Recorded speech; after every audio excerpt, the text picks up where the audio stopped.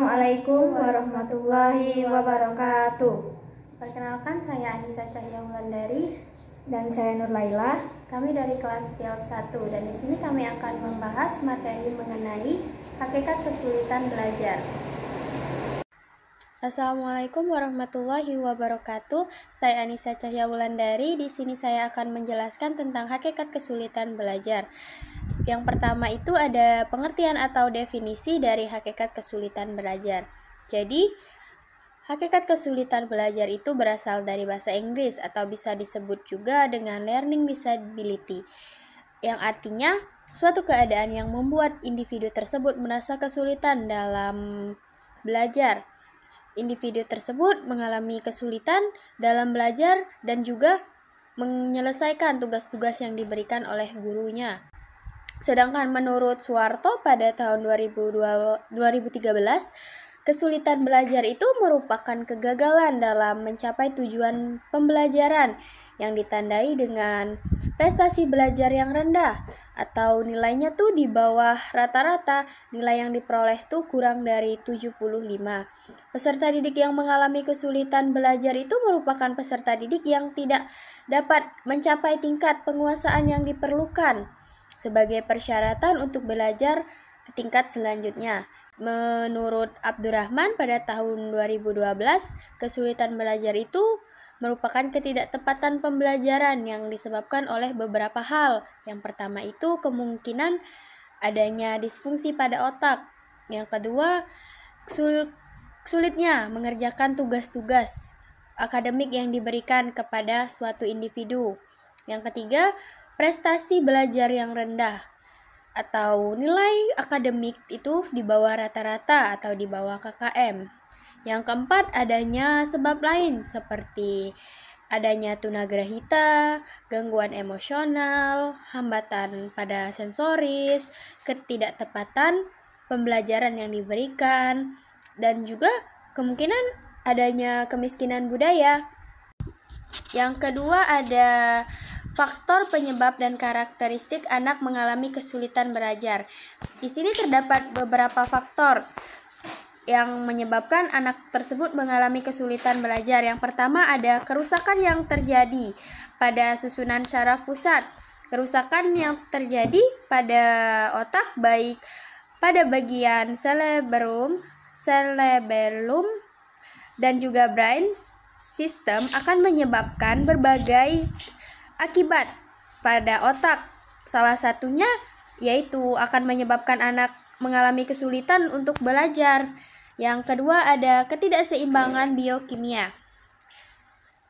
Berdasarkan penelitian yang pernah dilakukan oleh Feingold pada tahun 1975 yang menjelaskan bahwa zat pewarna dan juga bumbu penyedap makanan yang dimasak merupakan salah satu penyebab anak mengalami kesulitan belajar, dan juga anak akan dapat menyebabkan hiperaktif pada anak. Yang ketiga itu ada keturunan ataupun genetika.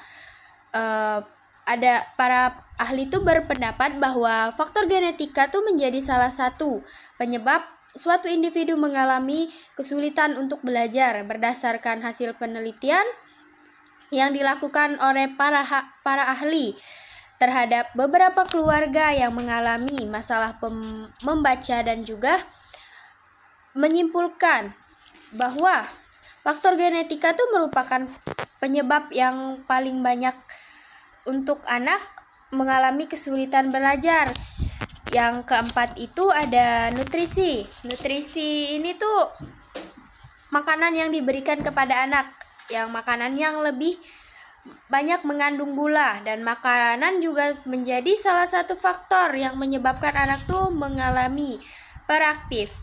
Kelainan ini tuh dapat mempengaruhi cara belajar anak, dan juga hal ini tuh dapat mempengaruhi anak mengalami kesulitan belajar. Dan yang terakhir, yang kelima, pengaruh tetagenik atau zat kimia dan juga obat-obatan. Para ahli meneliti mereka menunjukkan bahwa teratogenik itu menjadi salah satu dari penyebab anak mengalami kesulitan belajar karena pengaruh zat-zat kimia seperti alkohol, rokok, dan juga limbah-limbah kimia seperti yang obat-obatan itu tuh dapat menjadi penyebab mengapa anak tersebut mengalami kesulitan belajar. Adapun ciri-ciri anak yang mengalami gangguan kesulitan dalam belajar itu yang pertama menunjukkan hasil belajar yang rendah. Di sini berarti anak tuh tidak mencapai nilai di atas rata-rata, dalam artian nilai yang dicapai ataupun yang diperoleh oleh anak tuh masih di bawah rata-rata, sehingga mereka perlu belajar lagi untuk menaikkan nilainya di atas rata-rata. Yang kedua itu hasil belajar tidak seimbang dengan usaha yang dilakukannya.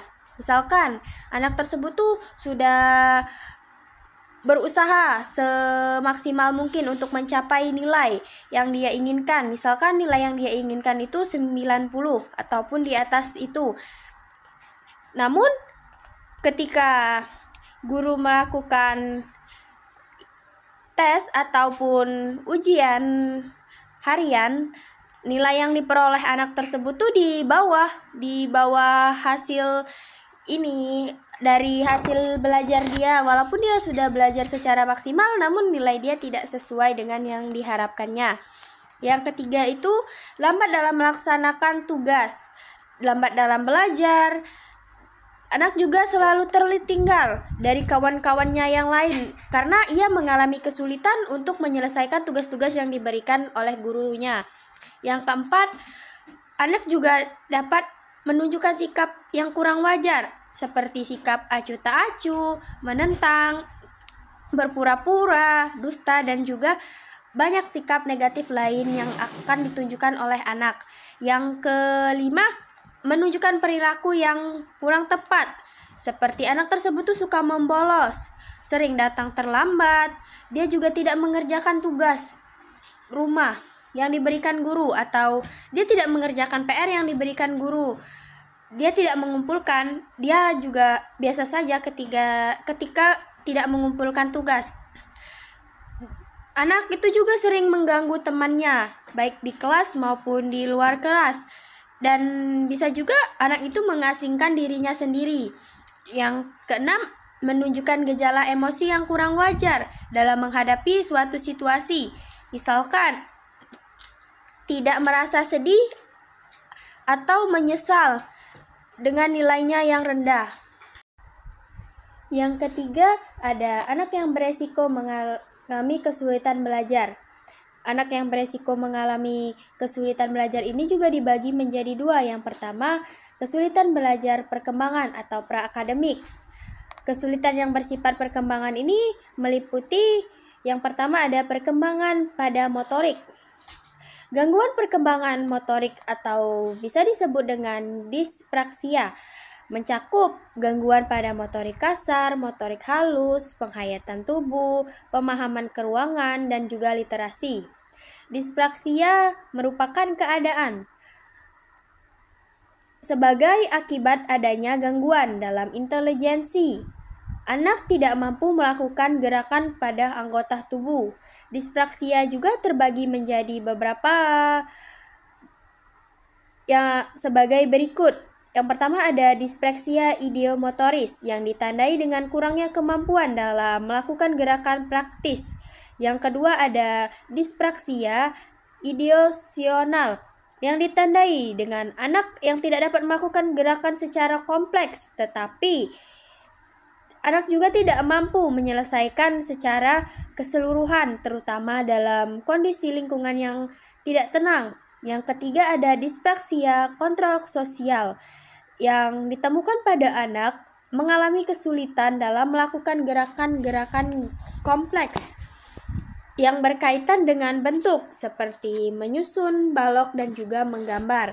Yang keempat ada dispraksia oral, sering ditemukan pada anak yang mengalami disfasia atau perkembangan bahasa. Yang kedua itu ada gangguan perkembangan bahasa atau disfasia. Disfasia ini merupakan ketidakmampuan ataupun Keterbatasan kemampuan anak menggunakan simbol linguistik dalam rangka berkomunikasi secara verbal. Gangguan pada anak yang terjadi pada fase perkembangan ketika anak berbicara disebut dengan disfasia perkembangan. Disfasia itu ada dua jenis. Yang pertama disfasia reseptif dan yang kedua ada disfasia ekspresif. Pada disfasia reseptif, anak mengalami gangguan pemahaman dalam penerimaan bahasa. Anak dapat mendengar kata-kata yang diucapkan, namun tidak mengerti apa yang didengar karena memiliki gangguan dalam memproses stimulus yang akan masuk. Sedangkan pada disfasia ekspresif, anak tidak mengalami gangguan pemahaman bahasa, tetapi ia sulit mengekspresikan kata-kata secara verbal. Anak dengan gangguan perkembangan bahasa akan berdampak pada kemampuan membaca dan juga menulisnya. Yang ketiga itu ada gangguan perkembangan sensorik atau penginderaan. Gangguan pada kemampuan menangkap rangsangan dari luar melalui alat-alat indera. Gangguan ini mencakup proses penglihatan, pendengaran, perabaan, penciuman, dan juga pengecapan. Yang keempat ada gangguan perkembangan perseptual atau pemahaman apa yang diinderai. Gangguan pada kemampuan ini mengelola dan juga memahami rangsangan dari proses penginderaan sehingga menjadi informasi yang bermakna. Terdapat beberapa bentuk gangguan tersebut. Yang pertama ada gangguan dalam persepsi auditoris yang berupa kesulitan memahami objek yang ia dengar. Yang kedua, gangguan dalam persepsi visual merupakan kesulitan memahami objek apa yang ia lihat. Yang ketiga, gangguan dalam persepsi visual motorik merupakan kesulitan memahami objek yang bergerak dan juga objek yang akan digerakkannya. Yang keempat, gangguan memori merupakan gangguan yang berkaitan dengan ingatan dalam jangka waktu panjang maupun jangka waktu pendek. Yang kelima, ada gangguan dalam pemahaman konsep. Yang keenam, gangguan spasial yang merupakan pemahaman konsep ruang. Yang ketujuh, gangguan perkembangan perilaku. Dan yang kelapan, gangguan pada kemampuan menata dan mengendalikan diri yang bersifat internal di dalam diri anak. Gangguan tersebut meliputi yang pertama ada ADD atau Attention Deficit Disorder atau gangguan perhatian. Yang kedua ada ADHD atau Attention Deficit Hyperactivity Disorder atau bisa disebut dengan gangguan perhatian yang disertai dengan hiperaktivitas. Di sini yang kedua juga terdapat kesulitan belajar dalam akademik. Kesulitan belajar akademik itu meliputi yang pertama ada disleksia atau kesulitan dalam belajar. Disleksia merupakan kelainan dengan dasar gejala neurobiologis. Disleksia itu ditandai dengan kesulitan dalam mengenali kata secara tepat dan juga akurat. Secara lebih khusus, anak-anak yang mengalami gangguan disleksia biasanya mengalami 5 masalah sebagai berikut. Yang pertama, masalah fonologi. Maksud dari fonologi adalah hubungan sistematik antara huruf dan bunyi. Yang kedua, masalah mengingat perkataan. Kebanyakan anak yang mengalami disleksia mempunyai level intelijensi yang normal. Yang ketiga, masalah penyusunan kata yang sistematis atau berurutan. Anak yang mengalami disleksia mengalami kesulitan untuk menyusun suatu kata secara berurutan. Yang keempat, masalah ingatan jangka pendek. Anak disleksia mengalami kesulitan memahami instruksi panjang dalam waktu pendek. Yang kelima, masalah pemahaman sintaksis. Anak yang mengalami disleksia sering mengalami kebingungan dalam memahami tata bahasa, terutama jika dalam waktu bersamaan mereka menggunakan 2 kata atau lebih bahasa yang mempunyai struktur dan juga kaidah bahasa yang berbeda. Yang kedua ada developmental learning disabilities. Yang pertama itu gangguan perhatian atau attention disorder. Anak yang mengalami attention disorder akan berespon pada berbagai stimulus. Anak ini selalu ingin bergerak, sering terlatih perhatiannya, tidak dapat mempertahankan perhatian yang cukup lama untuk belajar. Yang kedua ada memory disorder. Memory disorder ini merupakan ketidakmampuan anak untuk mengingat apa yang telah ia lihat atau apa yang telah ia dengar atau apapun memori visual. Anak akan sulit untuk merekamnya. Yang ketiga, gangguan persepsi visual dan motorik. Anak-anak yang mengalami gangguan persepsi visual tidak dapat memahami rambu-rambu lalu lintas, tata panah, kata-kata yang tertulis, dan simbol visual yang lain. Yang keempat, thinking disorder. Thinking disorder itu merupakan kesulitan dalam operasi kognitif pada pemecahan masalah, pembentukan konsep, dan juga asosiasi. Thinking disorder berhubungan dekat dengan gangguan dalam berbahasa verbal. Yang kelima itu ada language disorder. Language disorder merupakan kesulitan belajar yang paling umum yang dialami pada anak prasekolah. Biasanya anak-anak ini tidak dapat berbicara ataupun merespon sesuatu dengan benar terhadap instruksi atau pertanyaan verbal. Nah, yang ketiga ada academic learning disabilities. Academic learning disabilities adalah kondisi yang menghambat proses belajar pada anak, seperti proses belajar membaca, mengeja, menulis, dan juga menghitung. Ketidakmampuan ini muncul pada saat anak menampilkan kinerja di bawah potensi akademik yang dimiliki mereka. Sekian. Selanjutnya akan dilanjutkan oleh rekan saya yaitu Nur Laila.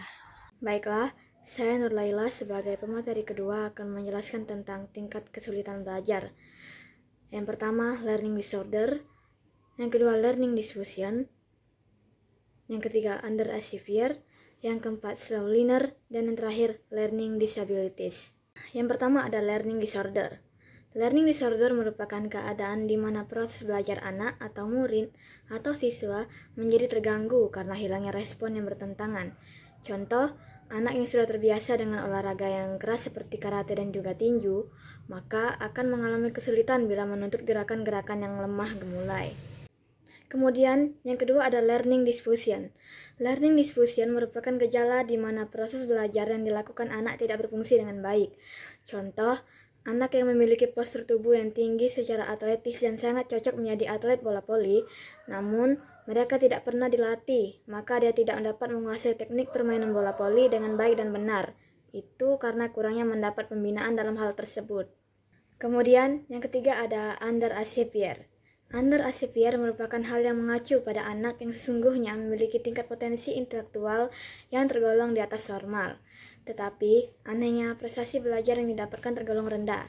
Contoh, anak yang telah dites kecerdasannya dan menunjukkan tingkat kecerdasan yang tergolong sangat unggul atau IQ-nya 130. Namun, anehnya prestasi belajar anak yang didapatkan biasa-biasa saja atau malahan sangat rendah. Kemudian, yang keempat, slow learner. Slow learner merupakan anak yang dalam belajarnya lambat menerima atau menangkap pembelajaran sehingga membutuhkan waktu yang lebih lama.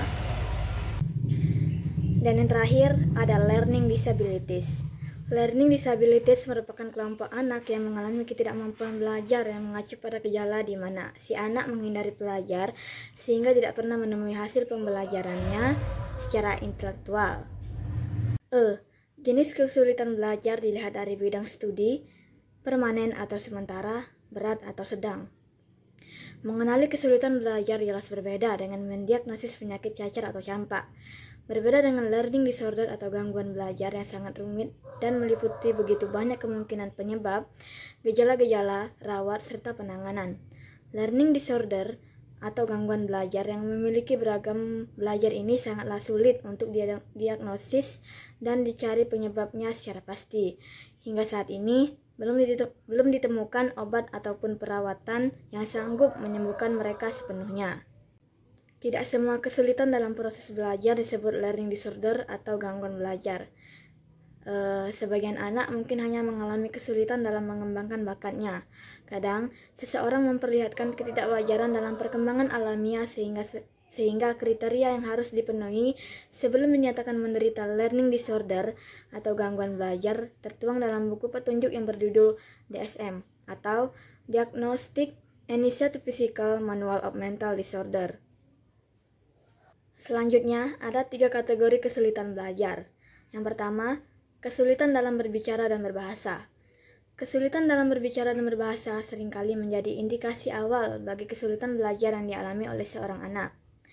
Orang yang mengalami kesulitan jenis ini menemui kesulitan dalam menghasilkan bunyi-bunyi bahasa yang tepat, berkomunikasi dengan orang lain melalui penggunaan bahasa yang benar, atau memahami apa yang orang lain katakan.